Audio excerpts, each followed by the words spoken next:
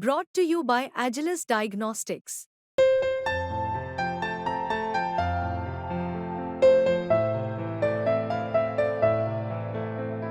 Agilus Diagnostics. मंत्री बनी उनका स्वागत है, लेकिन वो रिज़ाइन कर देंगे तो देश के लिए कोई कुर्बानी देने जा रहे हो क्या?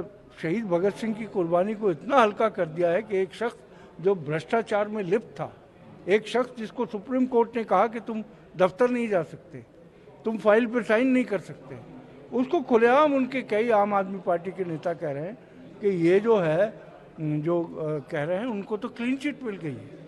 क्लीन चिट मिलती तो ये रिज़ाइन क्यों करते?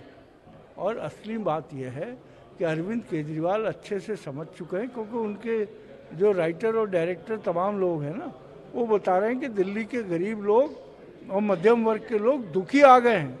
जो तुम महल में चले गए हो जिसकी दीवारें 25-25 फुट ऊंची हैं, वहाँ आवाज़ें नहीं जा रही हैं लोगों की, और ये जो लंबी लंबी गाड़ियों का काफिला है वो लोगों को भयभीत करता है। तो इसलिए केजरीवाल जी चाहते हैं हम वापस कोई छोटा सा घर लेंगे, हो सकता है कहीं 1-2 रूम का क्वार्टर ले लें एक्स चीफ मिनिस्टर होने के नाते, और कोई वैगन आर या नैनो गाड़ी खरीद लें ताकि दिल्ली के लोगों को फिर गुमराह कर पाए। लेकिन एक बात मैं दावे के साथ कह सकता हूँ, जिस तरह दिल्ली के लोगों को ठगा है, बार बार वही कह रहे हैं मैंने इस्तीफा दे दिया था 2014 में जब कांग्रेस की सरकार बनी थी। इस्तीफा देने के बाद रोए कितने थे, क्यों दोबारा चाहते थे कि कांग्रेस समर्थन दे?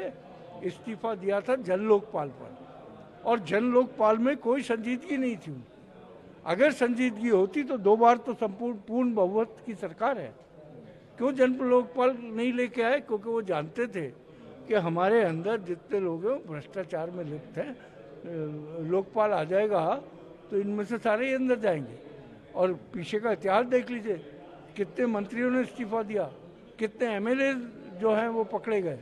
तो मैं समझता हूँ कि ये दर्ज देना ईमानदारी का अब बहुत मजाक हो गया है। उनके लिए आतिशी स्वाति मालीवाल स्वाति मालीवाल ने कहा कि आतिशी खतरा हो सकती है दिल्ली की सिक्योरिटी, दिल्ली के लोगों की वेलबींग के लिए उन्होंने कामना की कि मैं समझता हूँ कि जो जांच एजेंसीज हैं, जो इन्वेस्टिगेटिव एजेंसीज हैं, उनको इसकी जांच करनी चाहिए, और अगर ये सही है तो उस पर एक्शन लेना चाहिए। अगर स्वाति मालीवाल उनकी राज्यसभा एमपी कह रही हैं तो इसके ऊपर संज्ञान लेना चाहिए। सर एक आखिरी क्वेश्चन मेरा रहेगा, इस चीज़ को आप कैसे देखते हैं जो अभी सुप्रीम कोर्ट का? देखिए, जिस तरीके से तानाशाही चल रही थी, मैंने कुछ बुरा काम किया, मैं अपराधी हूँ, आप मुझे उठा के जेल में चढ़ा दो, मुझे फांसी दे दो, लेकिन मेरे घर वालों को जो जब आप किसी की छत गिराते हो और वो बेघर होता है तो पूरा परिवार सफ़र करता है पूरी ज़िंदगी। तो मैं समझता हूँ कोर्ट ने ये अच्छी बात कही है,